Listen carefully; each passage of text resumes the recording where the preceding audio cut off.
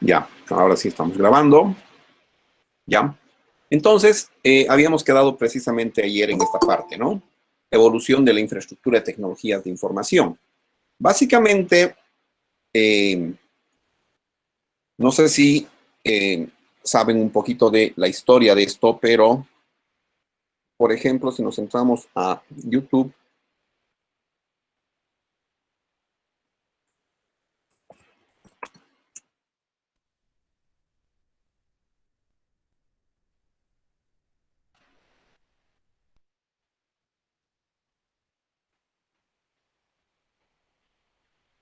aquí podemos ver un video precisamente de cómo era la infraestructura, cómo eran las primeras computadoras.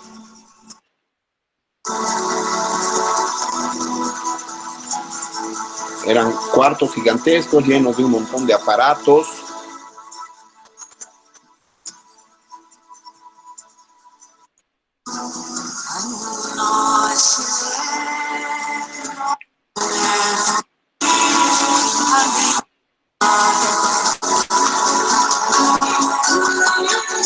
Con ruedas un tanto raras.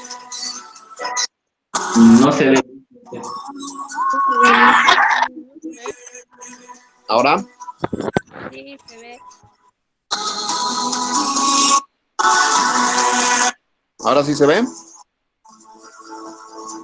Sí, licenciado. Ok. Entonces teníamos esos cuartos. Estas son cintas magnéticas y un montón de cosas. Y así eran las computadoras antiguas, ¿no? Es más, muchas no tenían pantallas. Bueno, las primeras no tenían pantallas.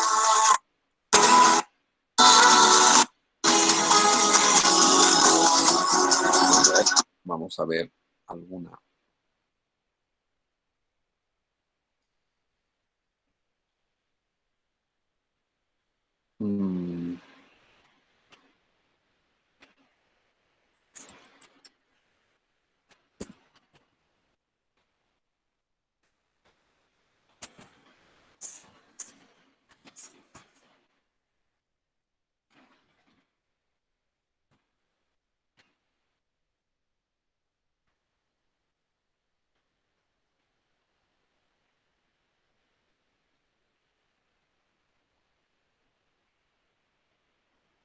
Bueno, no sé, este video a ver si es algo interesante. Infraestructura de tecnología de información. Mediante analizará los conceptos. Además, evaluará las almacenamiento. Asimismo, argumentará su... No, no es interesante.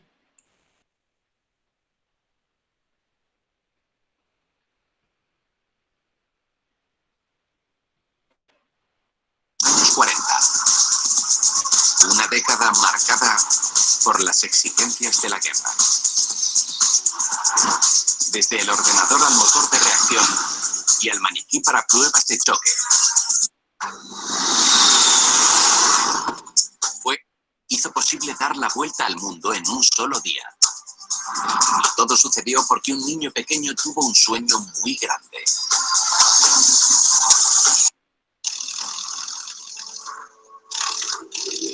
Entonces ve algo con lo que su brillante mente se obsesionaría el resto de su vida. Un avión se estrella en su propio jardín.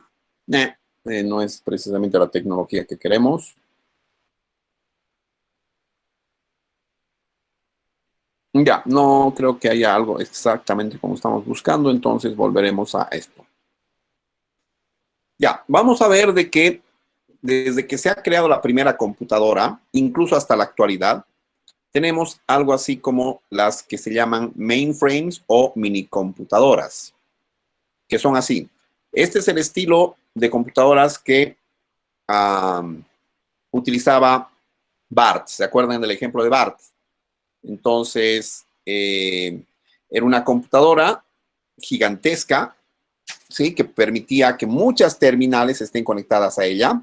Y estas terminales no tenían procesadores, ¿sí? Directamente eran pantallas con teclados, ni siquiera habían mouse en esa época. Y estaban conectadas a esta computadora y cada uno todos los trabajos que se hacían era acá, todo lo que se guardaba también era acá, ¿sí? Y esto podía estar a varios kilómetros de distancia, como en el ejemplo de BART, precisamente cada una de las estaciones. Y bueno, esa era la primera generación, si quieren, de infraestructura, de tecnología de información, que funciona precisamente hasta la actualidad, ¿no? Desde 1959 hasta la actualidad. En 1981 salió algo que se llamaba la computadora personal, la PC, ¿sí? Personal Computer. Y la tenemos incluso hasta la actualidad, ¿no? O sea, quieran o no, bueno, varios de ustedes deben estar utilizando computadoras de escritorio, laptops, y esos cuentan como computadoras personales. ¿Cuál era la característica? Básicamente eran computadoras que tenían todo, o sea, tenían un procesador, tenían su disco duro, tenían la memoria, tenían su pantalla, teclado, mouse y todas esas cosas, y eran independientes, ¿sí? No estaban conectadas entre sí, y cada una funcionaba bastante bien, podía realizar bastantes trabajos, ¿ya? Y en general daba para funcionar en una gran variedad de trabajos además. ¿Cómo se compartía la información? Básicamente se utilizaban los disquetes, ¿sí? Si yo quería grabar algo de esta computadora a esta otra, pues le grababa un disquete acá y se lo llevaba a esta otra computadora y lo recuperaba ahí, así sucesivamente. ¿Sí? No había interconexión en esta parte. Sí, eran computadoras independientes. En 1983, 2 años después de que salió la computadora personal, ya surgió la necesidad de conectarse, ¿sí? Entonces surgió una infraestructura que se llamaba cliente-servidor, ¿sí? Si bien los clientes eran computadoras completas, ¿sí? Eran computadoras personales completas, podían conectarse a un servidor y pedirles ciertas cosas como páginas web, correos electrónicos, a bases, podían conectarse para hacer alguna consulta a las bases de datos. Entonces se llama cliente-servidor porque esta computadora de acá, ¿sí? Que es el cliente, le hacía una petición a esta computadora que se llama servidor. Esta computadora hacía el trabajo y le devolvía. Por eso es cliente-servidor, ¿sí? Y en general estaban conectadas por algunas topologías de red. En general, esta era una topología bastante conocida que se llama anillo, ¿sí? Pero era bien complicado porque si se desconectaba una de estas, toda la red quedaba inhabilitada. ¿Ya? Entonces, esa era la arquitectura cliente-servidor. Ha evolucionado un poco más y se consiguió, bueno, esto debido a la seguridad, se consiguió algo que se llamaba cliente-servidor multicapa, ¿sí? De varias capas. Si bien esta cosa de acá podía funcionar en empresas, ¿sí? Con el surgimiento de Internet, ya no teníamos que, o sea, la idea ya no era conectarse solamente a computadoras que estaban dentro de mi empresa, sino conectarse precisamente a computadoras que estaban dentro de mi empresa, pero no desde mi empresa, sino desde cualquier otro lugar, ¿no? Desde mi casa, desde el aeropuerto, ¿ya? Entonces, eso hacía un poquito de, o sea, daba un poquito de inseguridad, ya que estaba abierto para que cualquier persona pueda entrar a la base de datos, por ejemplo, ¿no? Entonces, en vez de tener una arquitectura cliente-servidor bastante simple, acá el cliente se debe conectar a Internet, ¿sí? La Internet se va a contactar primero con el servidor web de la empresa. El servidor web recién se va a conectar con el servidor de aplicaciones. Y el servidor de aplicaciones, por ejemplo, va a tener las bases de datos de ventas, producción, recursos humanos, contabilidad, y va a tener guardada en algún lado, ¿sí? Entonces, esta conexión tiene que pasar primero por 3 filtros, ¿sí? O 2 filtros al menos. para poder acceder a los datos, ¿sí? Porque si no existía este filtro, cualquier persona podía acceder directamente a los datos y se han tenido casos de hackeos así, pero bien conocidos, ¿no? Entonces, existen diferentes, se llama multinivel, ¿sí? Porque, o multicapa, perdón, porque existen diferentes niveles o capas. Esta sería una capa, esta otra, hasta llegar a los datos, ¿no? Entonces, esa era la siguiente, y por temas de seguridad básicamente, porque cualquier persona de acá de Internet podría acceder si es que no tuvieran estas medidas de seguridad.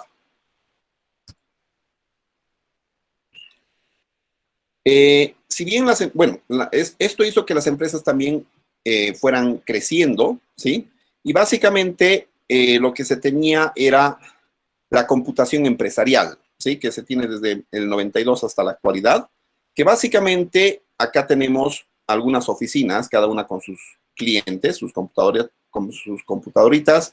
Aquí tenemos otra oficina que pueden estar alejadas geográficamente varios kilómetros, ¿sí?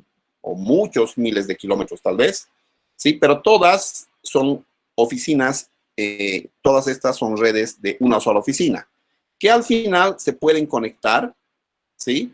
A todas ellas y a través de un servidor empresarial también que les da acceso a la Internet, ¿no? Entonces, para conectarse a Internet no necesito conectar cada una de estas a Internet, sino tener un servidor específico donde todas las computadoras a través de una red se conectan a este servidor y este servidor precisamente les da acceso a los servicios de Internet. Y bueno, la parte de computación en la nube o computación móvil, ¿sí? Con el surgimiento de los dispositivos de comunicación cada vez más pequeños y con cada vez mayores funcionalidades, se ha dado esta característica desde el año 2000 hasta la actualidad, y yo creo que en la actualidad se está trabajando así. Acá se llama en la nube porque básicamente no sabemos cómo nos estamos conectando con un equipo, ¿sí? Esta no sé si se está conectando por cable, o si se está conectando por Wi-Fi, o si se está conectando por fibra óptica, ¿sí? A un servidor, por ejemplo, ¿no? Entonces, es muy probable que pase incluso por varias de estas redes, ¿no? Por Wi-Fi, por alambre de cobre y por fibra óptica y todo eso para llegar acá. Entonces, por eso se llama la nube, porque no se sabe exactamente cuál es la forma de conexión, ¿no? O sea, básicamente es algo que conecta a todos, pero no se sabe exactamente cómo de manera individual cada conexión. Y acá se tiene la computadora de la empresa, las computadoras de la empresa, y estas son dispositivos que pueden estar en cualquier parte del mundo, ¿sí? Pueden ser computadoras personales, laptops, celulares, ¿sí? Que a través de Internet se pueden conectar precisamente con la empresa, ¿no? Entonces, la diferencia acá era que estaban todas en la misma empresa y todas eran parte de la red de la empresa. Acá se puede tener la empresa, pero estas computadoras pueden estar en distintos lugares, pueden ser incluso computadoras que están en otras redes y a través de las cuales me puedo conectar a la red de mi empresa. Entonces, la parte de cloud computing precisamente es un modelo de computación que proporciona acceso a un fondo compartido de recursos informáticos, ¿sí? Puedo acceder a computadoras, puedo acceder a discos duros, puedo acceder a aplicaciones y otros servicios como correo electrónico, por ejemplo, a través de una red, ¿sí? Y normalmente esta red, ¿sí? Es Internet porque es la más amplia, ¿no? Pueden ser otras o redes institucionales de instituciones bastante grandes, puede ser la San Simón, por ejemplo, que tiene una red bastante grande en la parte de tecnologías de comunicación, pero normalmente no es necesario que sea Internet, sino puede ser cualquier otra red, ¿no? Pero lo común es que se conecte a través de Internet.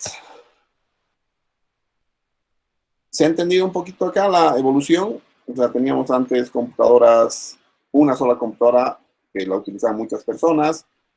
después computadoras personales, individuales, que no se conectaban entre sí, después se empezaron a conectar, después se conectaron a través de Internet por varias capas, después varias oficinas se conectaban a la oficina central y al final cualquier computadora a través de la nube, del Internet, se puede conectar a través de varias formas de comunicación a la red de la empresa.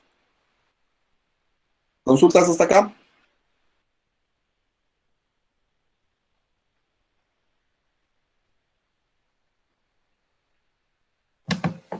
Buenas noches, licenciado. ¿Qué parte es la que implica el multinivel? Perdón, ¿cómo se llamaría esa parte? Error mío no es multinivel, es multicapa. Ok.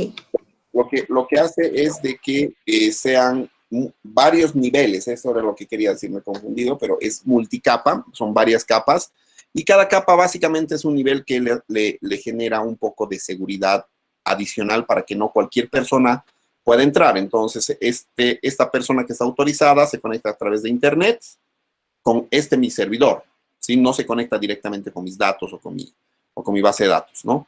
A través de ese servidor, si tiene las autorizaciones necesarias, como login y password, ¿sí? Se puede conectar con el servidor de aplicación y le puede hacer preguntas. Y el servidor de aplicación responde las preguntas sacando la información de cualquiera de estos sistemas y de sus bases de datos y es devuelta toda la información al cliente si es que tiene las credenciales de autorización correspondientes. ¿Ahora sí? Sí, Lice, gracias. Ya. Y bueno, en este caso había 2 capas, pero en general podría ser muchas más capas, ¿no? O sea, muchas más capas de seguridad.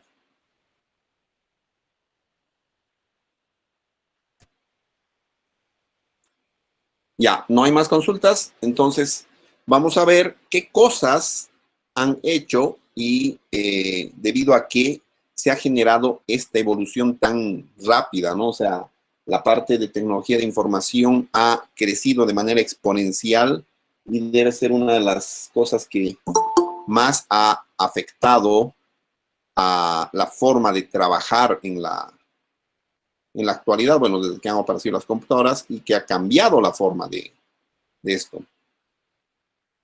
Ya, un favor para todos.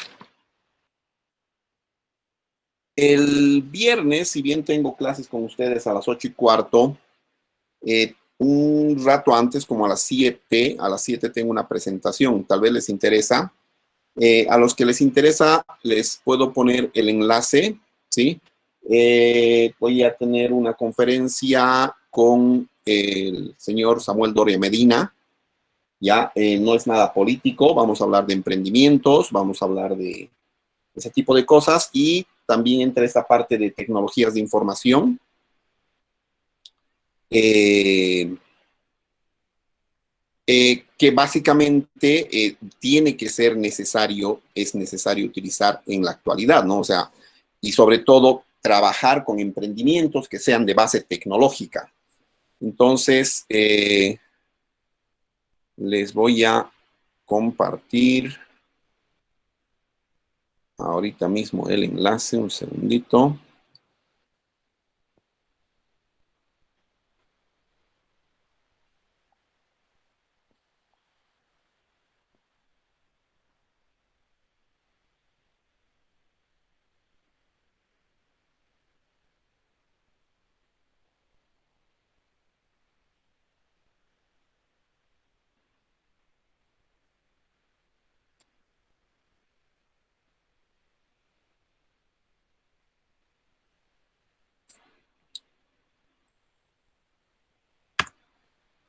Ya lo tienen el enlace. Entonces, los espero el viernes a las 7 de la noche. ¿Sí? Utilicen ese enlace. Y esto funciona por Zoom, por si acaso. Y va a durar más o menos 1 hora y media, más o menos, ¿no? Entonces, si quieren, podemos cambiar esta actividad por la clase. O si no, igual pasamos después de esta actividad. ¿Qué dicen? Sí, está bien, licenciado. Cambiaremos a las... Cambiaremos. 7. Lo cambiaremos, Lice. Lo cambiaron por Lice. Sí, Ok. se le cambió. Entonces, vamos a hablar precisamente de emprendimientos y que se tiene, bueno, los emprendimientos son bastante riesgosos, ¿sí? Siempre, porque alguien arriesga su capital y, o sea, básicamente se puede ganar o se puede perder, ¿no? Cuando se hace una empresa. Pero acá vamos a ver qué cosas interesantes o qué puntos importantes habría que revisar antes de lanzarse en emprendimiento, primero, y también después ver la parte de cómo hacer emprendimientos en épocas como esta, ¿no? Y vamos a ver de qué empresas bien interesantes como Microsoft, Apple, incluso la misma IBM se han generado en épocas como esta, ¿sí? De crisis total, de cambios totales en el mundo, y han crecido y han sido empresas reconocidas mundialmente, ¿no? Entonces, todos quedan invitados para esa charla. Bueno, Y para que no sea reemplazo y que piensen de que no vamos a hacer nada, vamos a hacer un trabajito en grupo de esta presentación. ¿Les parece? Un resumen de 2 páginas, ¿sí? Y todas las personas tienen que participar. Por si acaso he estado revisando sus trabajos y hay muchos que participan, ponen 5 nombres y hay solamente 2 participaciones. Y como les he dicho, esas cosas no valen. Por favor, asegúrense de poner todas las participaciones y si alguien no participa, pongan solamente los nombres de las personas que participan.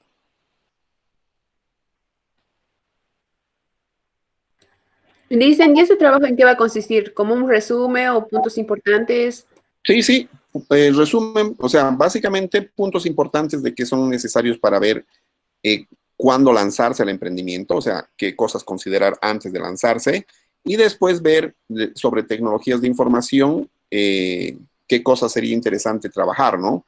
Lo interesante de tecnologías de información es de que se hace un mercado bastante amplio y muy rápidamente, y las personas pueden llegar a nosotros también rápidamente, lo cual puede evitar que tengamos contacto y contagio de esa manera, ¿no? Entonces, habría que ver esas cosas, ¿no? Esas 2 cositas tendrían que estar ahí. ¿Ya?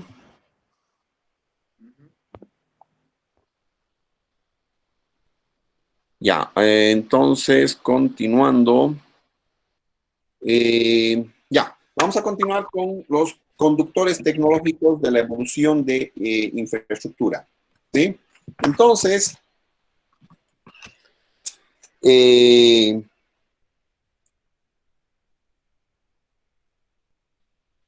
estos conductores son las cosas que han llevado a la tecnología a evolucionar, por eso se llaman conductores, ¿no? Y básicamente estos han sido, ¿por qué? Porque se ha hecho muchos desarrollos en la parte de procesamiento. Si bien la primera computadora del mundo podía sumar en un segundo 2 números, ahora lo hace pues en una millonésima parte de un segundo, ¿sí? También la parte de memoria. Un error que se le atribuye a Bill Gates, por ejemplo, era de que dijo de que nadie necesitaría más de 256 kilobytes de memoria, ¿sí? En una computadora. Y ahora básicamente la computadora que tengo tiene 16 gigas de RAM, digamos, ¿no? Entonces, son cosas que, miopías de ver cómo se iba a trabajar el mundo, pero se ha evolucionado de algo que antes no se veía tan, o sea, antes había como lo máximo, 256 kilobytes, y a 16 gigas, que es como más de 1000 veces, ¿sí?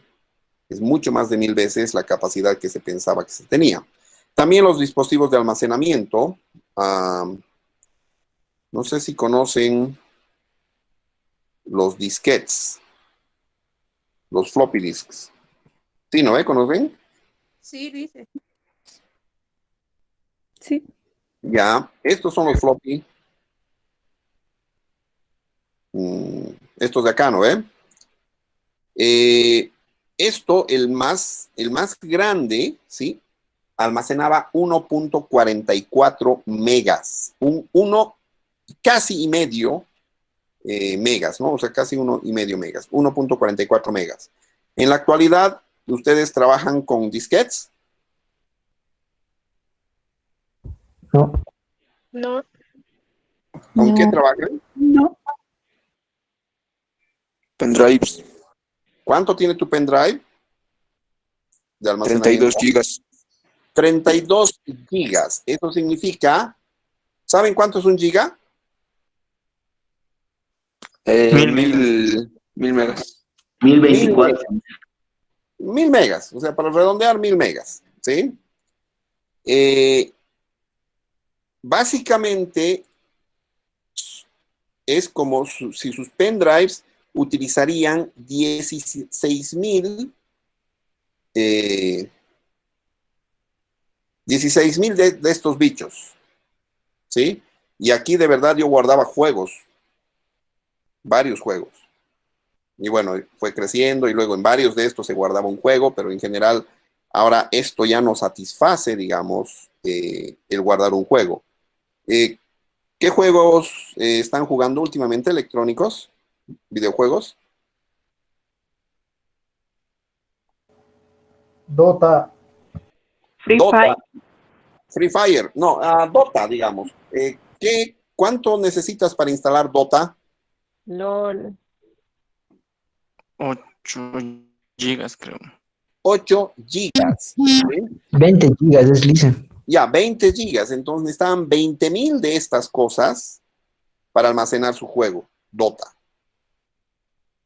¿Sí? En un ratito les voy a dar, bueno, en el siguiente tema les voy a dar, digamos, un trabajito para que vean cómo funcionan las medidas de información, ¿sí? Para que veamos gigas, megas, teras y esas cosas, ¿no? Pero, o sea, yo me acuerdo que mi primera computadora que me compró mi mamá cuando tenía como 19 años, tenía como 20 megas de memoria y era un monstruo a comparación de las de mis amigos. Claro que 2 meses después ya otro de mis amigos se compró una nueva computadora y ya la mía quedó obsoleta y así sucesivamente como sucede en la actualidad, ¿no? Ustedes tienen una computadora con las mejores características y estas cosas van bajando de precio, van subiendo la potencia y alguien tiene una mejor computadora, ¿no? Entonces como que se van desactualizando y, ¿no? Pero eso ha sucedido siempre, ¿no? Y precisamente esas cosas, ¿no? O sea, se han desarrollado chips de memoria, chips de procesamiento computacional, dispositivos de almacenamiento, las telecomunicaciones se han hecho mucho más interesantes, más rápidas, se ha generado mejor hardware y software de red, ¿sí? Y en general, si ven, existe software para todo, ¿no? Pueden encontrar aplicaciones para PCs, pueden encontrar aplicaciones para sus celulares, ¿sí? Que utilizan harto la potencia de cálculo, ¿no? Y esta potencia de cálculo precisamente ha disminuido exponencialmente sus costos de producción, ¿sí? Entonces,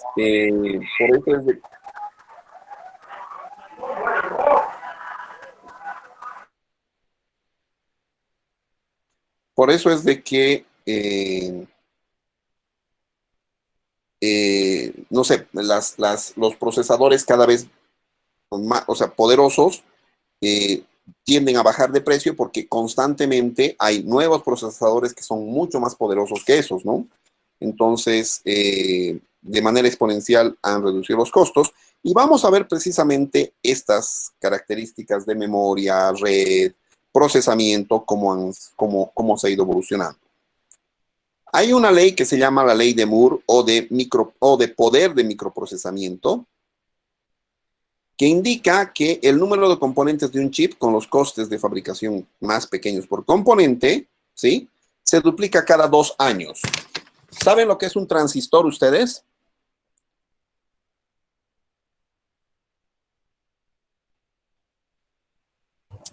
No.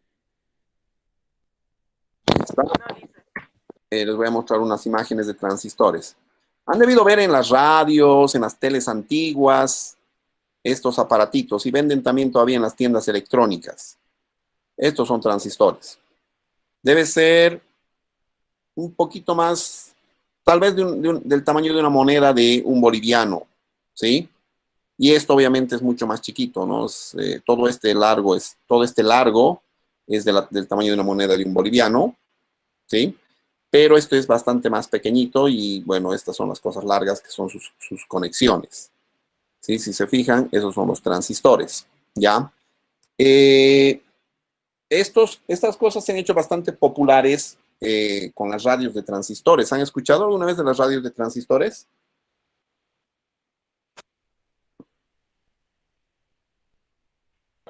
No. ¿No? A Sí. ver. ¿Cuál es, señorita? Estas radiecitos antiguas, aquí podemos ver un ejemplo de varias cosas, ¿sí? Varios de esto, son capacitores y transistores. La mayoría de las cosas, ahí están, los transistores son este de acá, este de acá, este de acá, y este de acá son los transistores, y aquí hay uno más, ¿sí?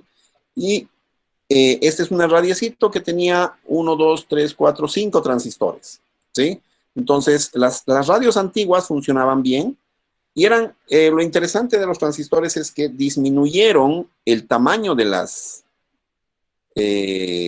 radios, ¿sí? Porque las radios de bulbos, vamos a ver aquí, eran estas. Este era un monstruo, ¿sí? No sé,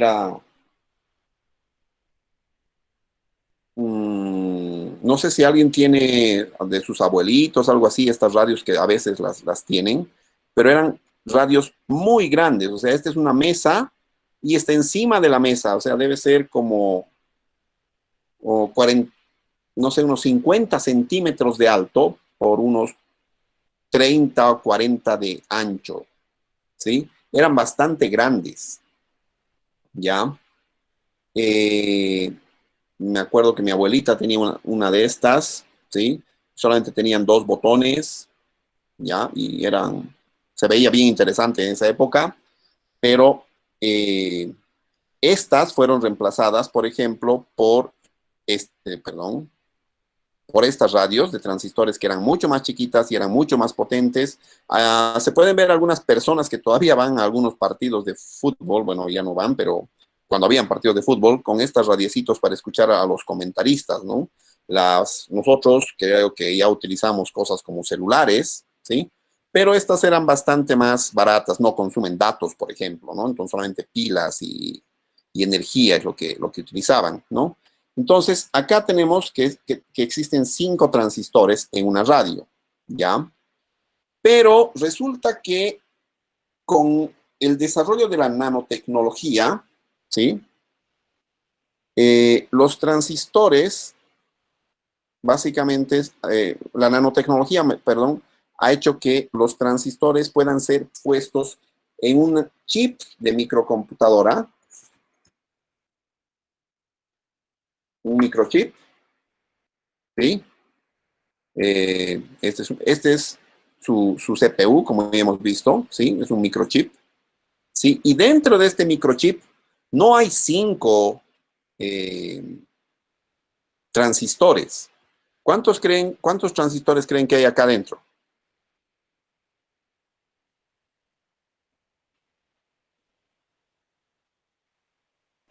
¿20?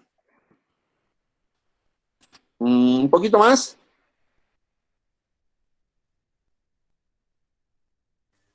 100. Un poquito más. 1000. Un poquito más. 10.000.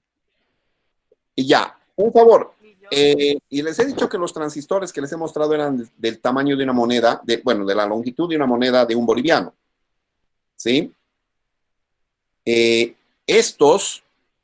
de acá, ¿sí? Que está en un dedo, si pueden observarlo, ya es un microchip. ¿Sí? Y tiene muchos transistores. ¿Sí? En general, debe tener 100.000 transistores o más, o sea, siendo este tamaño, porque tampoco es tan grande. Pero, sin embargo, los procesadores como este, ya tienen millones de transistores al interior. ¿Sí? Y lo interesante de eso es de que esa cantidad de transistores se duplica cada 2 años. O sea, si ahora habían 100.000, en 2 años, en el mismo espacio, en ese tamaño del transistor, va a haber 200.000. Dentro de 4 años va a haber 400.000. Dentro de 6 años, ¿cuántos va a haber? 800.000. 800.000, ¿ya? Entonces, esta es la ley de Moore, ¿no? O sea, normalmente se necesita tanto poder y la nanotecnología hace de que se comprima tanto el crear estos chips, ¿sí? De que cada 2 años se duplica la cantidad. Y vamos a ver que esos numeritos que les estoy diciendo en este momento son muy chiquitos, ¿sí? Vamos a ver esta, ¿ya? Esto es en 1970, ¿sí? Esto indica la cantidad, esto indica el poder de procesamiento en millones de instrucciones por segundo. Estos son los MIPS, millones de instrucciones por segundo, ¿sí? Por ejemplo, sumar 2 números es una instrucción, ¿sí? ¿Cuántos millones de instrucciones por segundo tiene? 15.000, o sea, millones de instrucciones por segundo. Y antes tenía bastante menos, ¿no? O sea, en 1970 que ya empezó con tecnología interesante y más rápida que la que hemos visto de inicio, ¿no? Esos videos que les he mostrado de las primeras computadoras, esas hacían en un segundo una suma, que era una instrucción. Pero ya en 1970 ya se tenía algo por acá más o menos, ¿no? No sé, unas 1.000 instrucciones por segundo, tal vez. No, 1.000 instrucciones. 1.000 millones de instrucciones por segundo, porque este es millones de instrucciones por segundo. Y aquí hay 15.000 millones de instrucciones por segundo. ¿Se entiende eso, no ve? Ya. Pero en 1974, si se fijan, esto ha ido creciendo y así sucesivamente hasta que hemos llegado al año 2010. Ya hace 10 años, esto hacía de que los procesadores puedan hacer 15.000 millones de instrucciones por segundo. Han pasado 10 años ya de esto.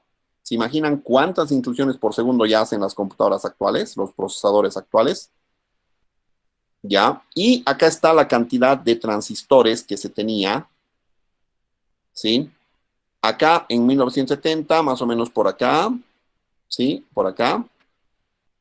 Era el número de transistores. Acá desde 0 hasta 2 billones. Acá eran varios cientos de miles. ¿Sí? Por aquí eran millones y aquí eran billones. ¿Saben qué es un billón?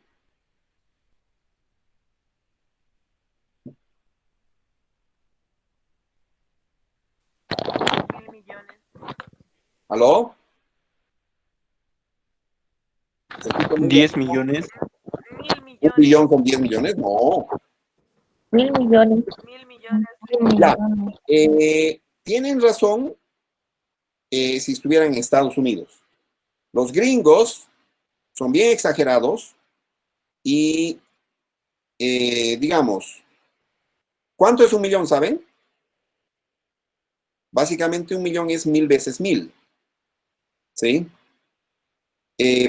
Básicamente es 10 a la sexta potencia. Pero los gringos son un poquito exagerados y precisamente, como ustedes me han dicho, 1 billón es 1.000 millones para los gringos. ¿sí? Pero como nos han enseñado en colegio nosotros, 1 billón es 1 millón de millones, ¿sí? Entonces, esto precisamente no es tan grande, esto es a la escala gringa, ¿sí? Entonces, esto es 2 billones, que significaría, ¿cuánto? 2.000 millones de transistores que hay en un chip. ¿Se imaginan esa cantidad? ¿Se acuerdan que les dije que iba a ser un número bastante pequeño, eso de los 100.000, 800.000 y todo eso? Ni siquiera llegamos al millón. Y acá, el 2010, ya se podían poner en un chip, dentro de un procesador, 2.000 millones de transistores. ¿Ya? Y obviamente, ¿dónde están los transistores?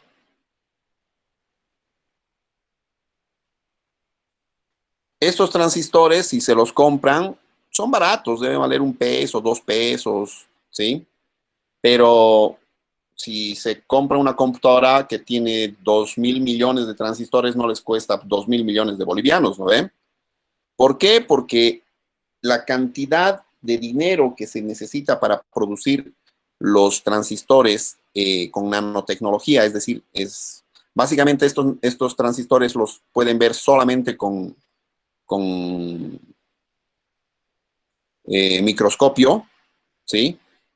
No se necesita tanto material, ¿sí? Por lo tanto, los costos se reducen tanto que podemos tener precios de una computadora con tanta cantidad de transistores por, no sé, $500, $1.000, ¿sí? Ya vean cuánto le sale un procesador interesante, ¿no? Más o menos el poder de procesamiento, ¿sí? Ha sobrepasado el 2010 los 500.000 millones de instrucciones por segundo. ¿Ya? Entonces, no sé si entienden cómo ha ido evolucionando. O sea, incluso el ejemplo que les he dado de los 100.000 y cómo llega hasta los 800.000 era muy chiquito a comparación de esto. ¿Se entiende, no?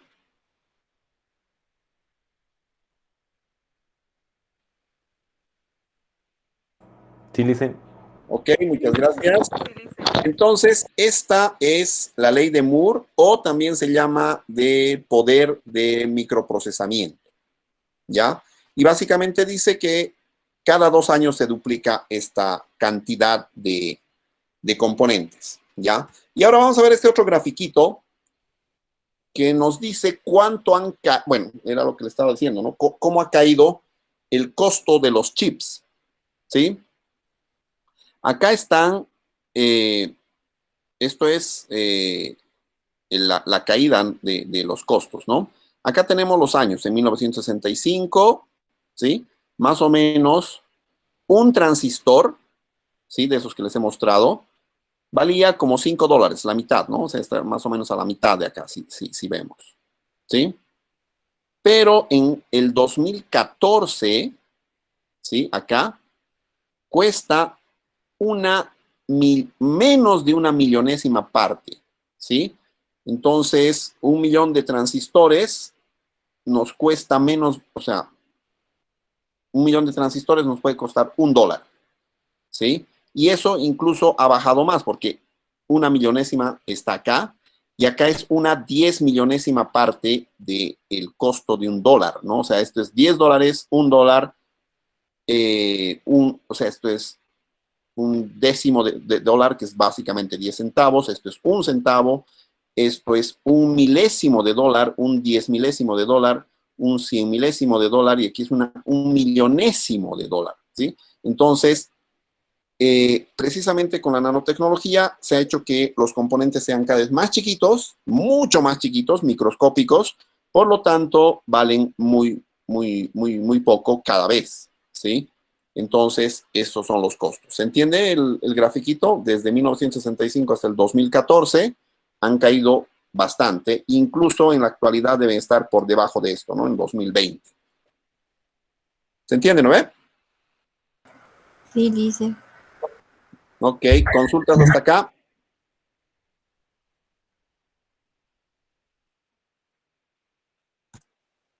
Ya, si no hay consultas, les voy a tomar como un sí. Ahora vamos a ver la ley del almacenamiento digital masivo, ¿sí?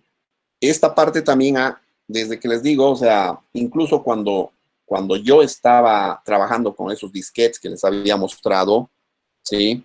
Esos disquetes eran pues una maravilla.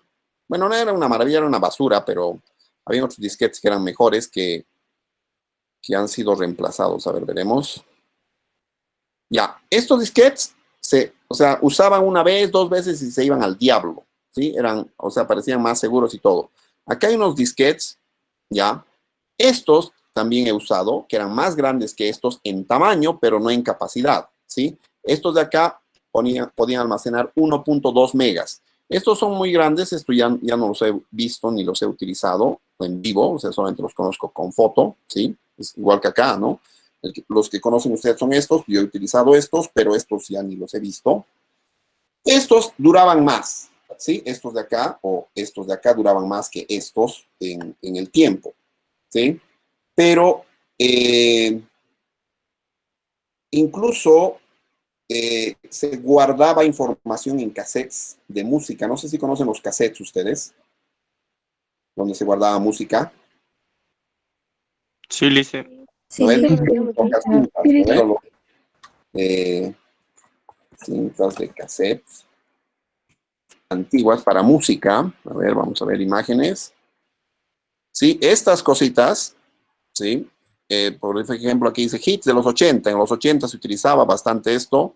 Y básicamente ha sido a los 80, ¿no? Porque en los 90 ya empezaron a surgir los CDs y eso, ¿no? Entonces había gente que utilizaba algo que se llamaba los Walkmans, que eran como los iPods de ahora, ¿sí? Donde se llevaban música, pero no se podían llevar tanta música como ahora, se llevaban una de estas y tenían algunas piezas, no sé, 10 piezas y podían darle la vuelta, ¿no? Tenían lado A y lado B y vamos a ver que habían, o sea, en estas cosas también se podía grabar, aparte de música, se podía grabar información, ¿sí? Entonces, dice, esto es un dato del 2010, por si acaso, ¿sí? Dice, el mundo produce hasta 5 exabytes de información única por año, ¿sí? Y acá, para que se den cuenta, dice, un exabyte es 1.000 millones de gigabytes, ¿ya? Pero esto es el año 2010. Entonces, en la actualidad se produce mucho más que esto, ¿ya? ¿Ustedes tienen idea de cuánto es 1.000 millones de gigabytes?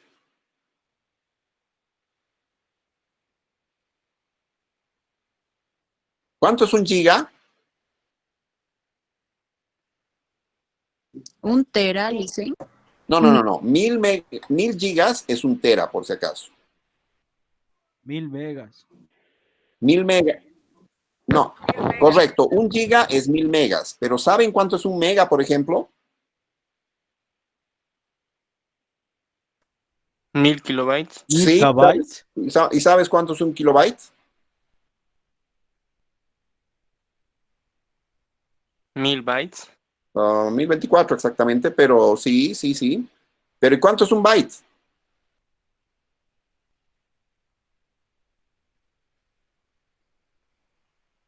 Ah, los agarré. ¿No son los exabytes, No licenciado? sé qué es. No. Esto es exabyte. Y es 1.000 millones de gigabytes.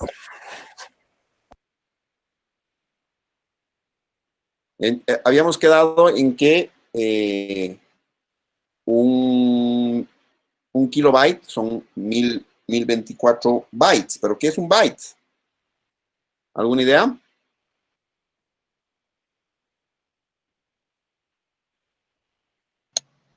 Un byte son 8 bits. Correcto.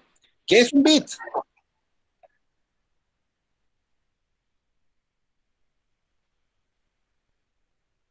Ja.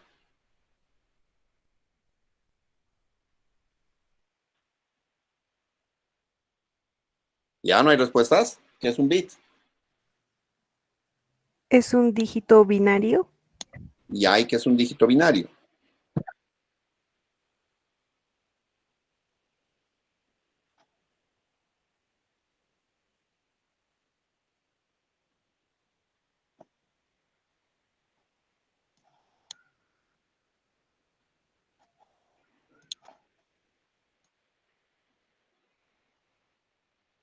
No, ni idea. Ya, a ver. Básicamente esta es una tareita que siempre les doy para que sepan cómo se mide la información. En general, un bit es una casillita, ¿sí? Es como un cuadradito donde yo solamente puedo poner dos cosas, ¿sí? Un 0 o un 1, ¿sí? Ese es un bit. Un byte son 8 casillitas. Un kilobyte son 1024 de casillitas de 8, si quieren. Y así sucesivamente va creciendo. Entonces, tareita, por favor, es investigar qué es desde el bit hasta la máxima cantidad, para el máximo nombre, para la cantidad más grande, bueno, en la actualidad de información tienen que investigar, ¿no? O sea, me tienen que poner bit es esto, byte es esto, y así sucesivamente hasta llegar, seguramente van a pasar de exabytes. Porque, perdón, esto era del 2003, si se fijan, y decía de que el mundo produce hasta 5 exabytes de información. Y esta información se duplica cada año, y esto era el 2003. Estamos en el 2017. ¿Se imaginan cuánto estamos generando de información? Y esa vez, en el 2003, no habían tantas cámaras de video o tantas camaritas fotográficas digitales, ¿sí? Entonces, en la actualidad se genera muchísimo, pero muchísimo más. ¿Por qué? Porque todo el rato la gente está con sus videos y etcétera, poniendo cada vez más información que no es solamente texto ni gráfico, sino es con sonido, con video, y estas cosas ocupan cada vez más espacio. No sé, una película más o menos ocupa como promedio debe ser 2 gigas más o menos, ¿sí? Entonces, se genera cada vez mucha más información en el mundo, ¿no? Y obviamente el costo de almacenamiento está cayendo pero ritmo exponencial de 100% en un año. ¿Qué quiere decir? Si ustedes se compran, bueno, eso no funciona tanto en Bolivia, pero si ustedes se compran, por ejemplo, el pendrive, ¿dónde está mi amiguito que se ha comprado el pendrive de 16 gigas? ¿En cuánto te has comprado? Era de 32, Lice. ¿O de 32? ¿En cuánto te has comprado? A 60 bolivianos. 60 bolivianos, ¿ya? Te cuento que yo compraba disquetes, los disquetes esos que les he mostrado, en 5 bolivianos. O sea, con 12 de esos, que era nada, ¿sí? Si te fijas, básicamente ya podía pagar el pendrive que tienes, ¿sí? Y tu pendrive como que almacena no sé, cientos de miles más de espacio de información que un disquete, ¿ya? Entonces, va cayendo a un ritmo exponencial de 100% por año. O sea, dentro de 10 años vas a ver que el pendrive de 32 gigas que tienes ahora, que debe almacenarte mucha información, pues no va a ser suficiente para las cosas que se tengan. ¿Quiénes juegan PlayStation, por ejemplo?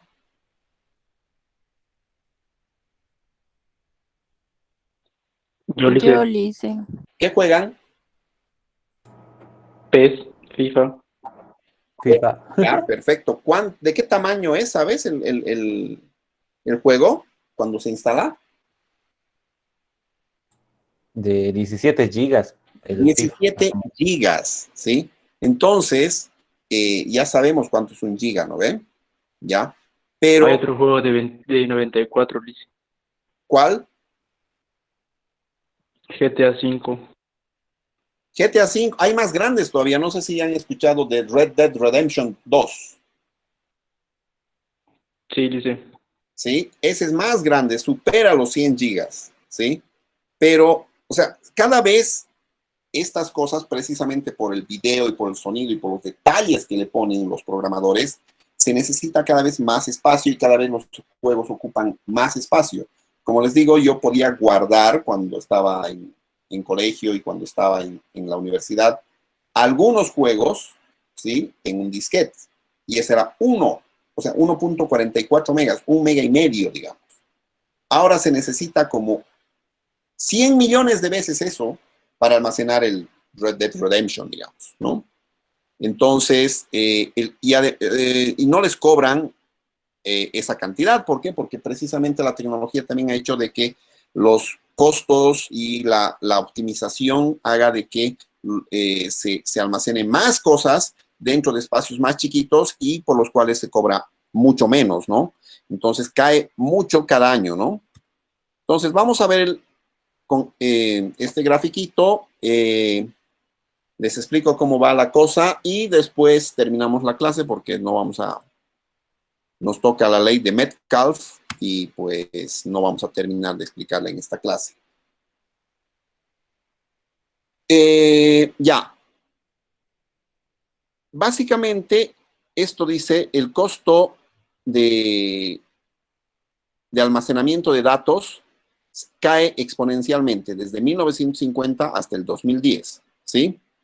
En 1950, a ver, acá ven esta cosita acá dice kilobytes por dólar, ¿no? Entonces, este un kilobyte, aquí valía $1 almacenar un kilobyte, ¿sí? Acá valía $1 almacenar 100 kilobytes. Acá valía $1 almacenar 10,000 kilobytes y así sucesivamente hasta 10 millones de kilobytes acá, ¿sí? Pero no tenemos tantos, pero seguramente esto ha ido subiendo, ¿ya? Si bien antes solamente se podía guardar cosas en tarjetas perforadas, que ha sido la primera forma de guardar información, recién en 1940 casi 1950, 48 más o menos, ¿sí? Por acá, ha aparecido el primer sistema de almacenamiento magnético que se llamaba el tambor magnético, ¿sí? Si quieren les muestro por acá cómo era el tambor magnético.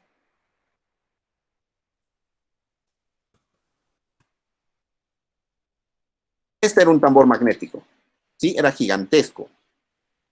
No sé si hay alguna con una persona que muestren por ahí para que se vea el tamaño oficial.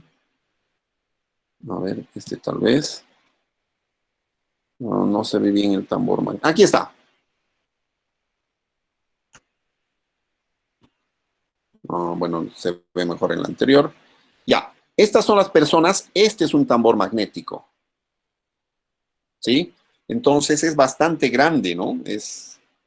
Ya, pero incluso este no es tan grande como el primer tambor magnético que ha existido. ¿Sí? Acá tienen estos tambores magnéticos que permitían almacenar información. ¿Ya? Pero, ¿cuánto de información almacenaban? Menos, ¿sí? De la 10 milésima parte de un kilobyte. ¿Sí? Entonces, esta tecnología ha ido evolucionando y ya para 1977, 78, más o menos por acá, ya podía almacenar casi un kilobyte. Y un kilobyte era 1000 bytes y era bastante para esa época. ¿Sí?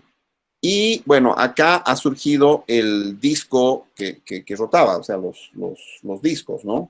Y más adelante los floppy disks, ¿ya?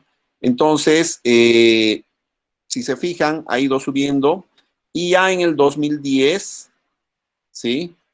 Se podía comprar un almacenamiento de más de 1 millón de kilobytes, ¿sí? Por un solo dólar.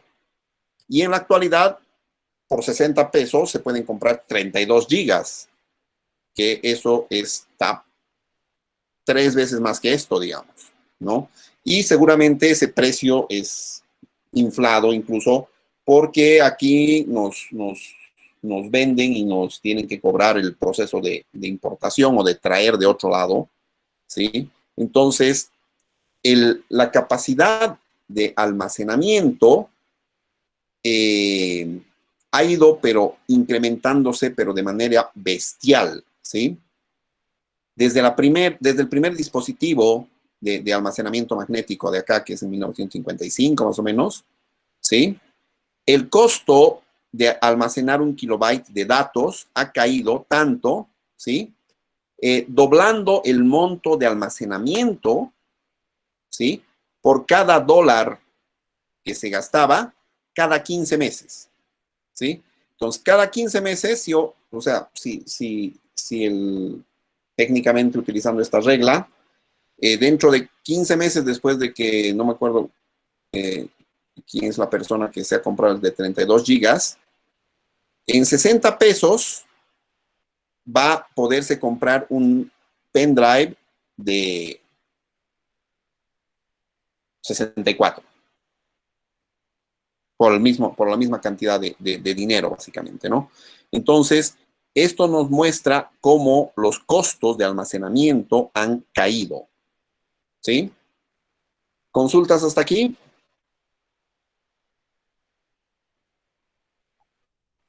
Se entendió, licenciado. Ya, yo voy a estar un rato más, así que, como les decía, no me va a dar tiempo para explicar la ley de Metcalfe, pero quedamos acá en la clase, los espero a las 7 el viernes y estoy acá por si tienen alguna consulta.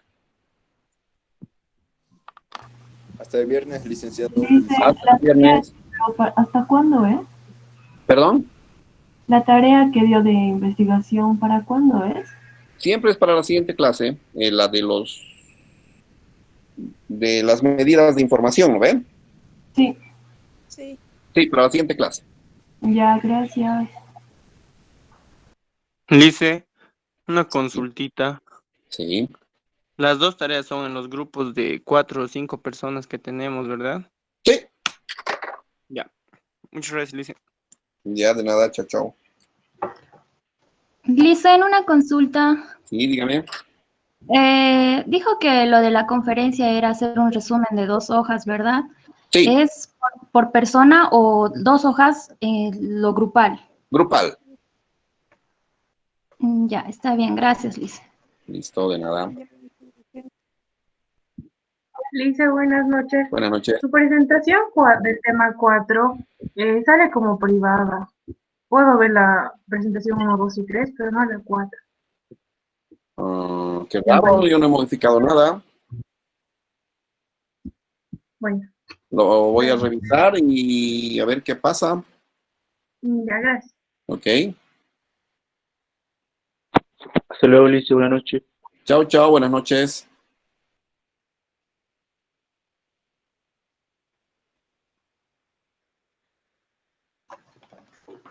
Otra consulta, Lice. Sí. Lo del resumen de la conferencia, ¿para cuándo sería? Para el martes.